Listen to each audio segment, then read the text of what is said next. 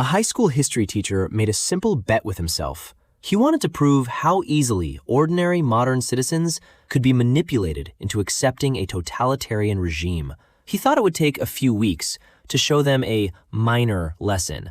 Within just 5 days, the experiment completely spiraled out of his control, and his classroom had turned into a terrifyingly real fascist movement. This is the third wave, the most accidental and disturbing social experiment ever conducted on a group of teenagers. In 1967, Ron Jones was a popular, free-spirited history teacher at Cubberley High School in Palo Alto, California.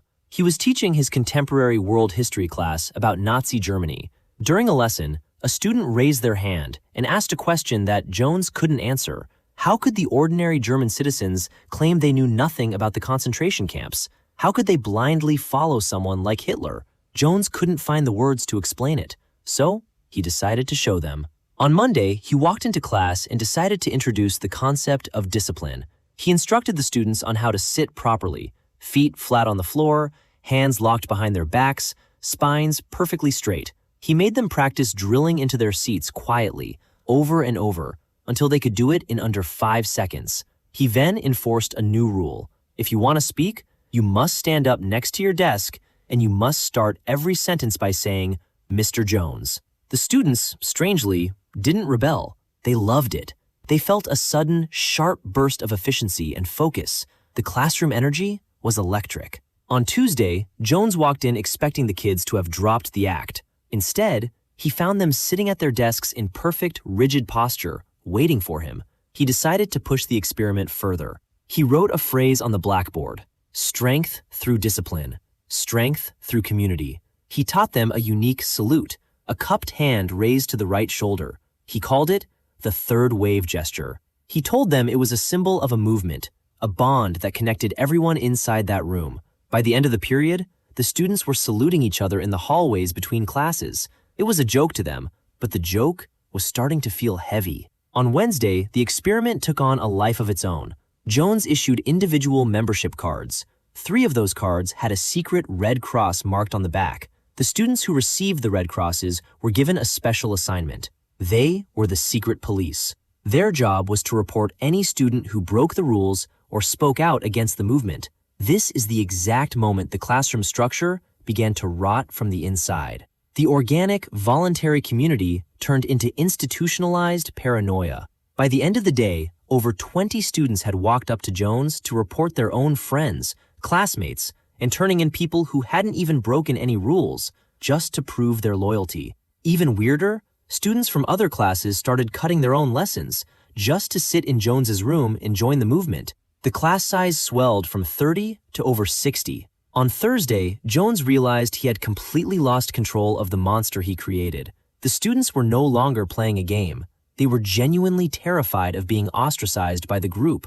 An unshakable wall of conformity had settled over the classroom. Bright, independent thinkers had gone completely silent, terrified of the secret police. A group of parents complained, and a local father, who had been a prisoner of war in Germany, broke into the school and destroyed some of the classroom props in a panic. Jones knew he had to end it before someone got physically hurt. But he couldn't just tell them it was a prank. He needed the payoff to land. He stood before the crowded room and announced that the third wave was actually a highly secretive, nationwide political movement. He told them that at noon on Friday, their presidential candidate would appear on a live television broadcast to announce the official launch of the Third Wave Youth Program. On Friday morning, 200 students packed into the school auditorium. They sat in perfect, rigid silence. Their postures were flawless. Jones walked up to the stage. He looked out at a sea of teenagers who had completely surrendered their individuality to him in less than a week. He turned on a television set in the center of the stage and left it on a channel of pure, empty static. The students stared at the buzzing gray screen for minutes, waiting for their leader to appear.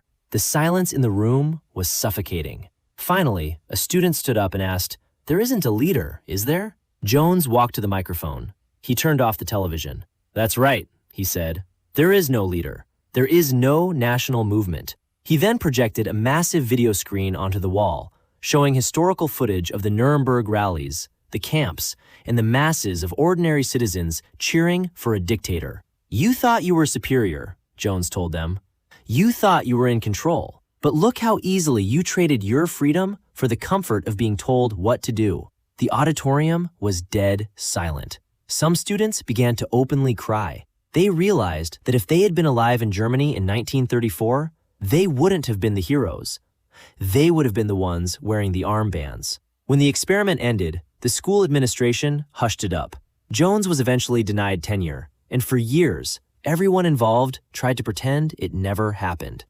The common reading of the third wave is simple. Cults are dangerous. Brainwashing is real. High schoolers are impressionable. But that reading misses the terrifying core of what Jones actually uncovered. The killer wasn't a charismatic leader or a trick of words. It was something far simpler, and it sits inside every single one of us.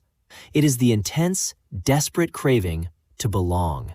Humans are evolutionary pack animals. For 99% of our history, being cast out of the tribe meant absolute death.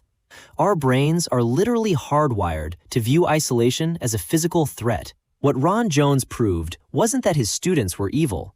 He proved that our internal morality is incredibly fragile when faced with the intoxicating safety of a group identity. When a society removes the friction of thinking for yourself, it feels good. It feels like strength. It feels like purpose. And the transition from an ordinary person to an instrument of a mob doesn't happen with a dramatic, villainous turn. It happens in inches. It happens when you sit up straight, when you use the forced greeting, when you stay silent because speaking up means standing alone. We look back at history and confidently believe that we would have been the ones hiding people in our attics, but the data is sitting right there in a California high school classroom. Given the right environment, the right pressure, and a simple sense of belonging, most of us will pick up the salute before the week is over. The students didn't have a choice once the wave started. We still do. What happens next is on us.